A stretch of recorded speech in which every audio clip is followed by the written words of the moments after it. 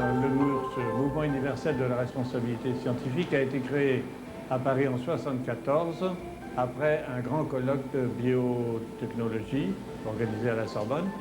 et j'ai pris les rênes plus tard. Le principe est que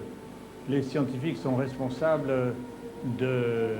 non seulement de faire des nouvelles connaissances, mais aussi de les divulguer auprès du grand public, de façon à ce que les décideurs puissent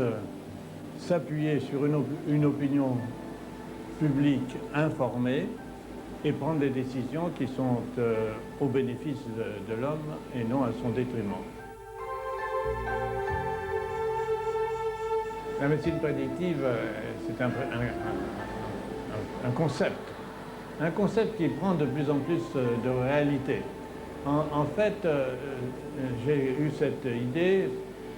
à la suite des découvertes qui ont été faites avec le système HLA, le système de groupe tissulaire, où il a été montré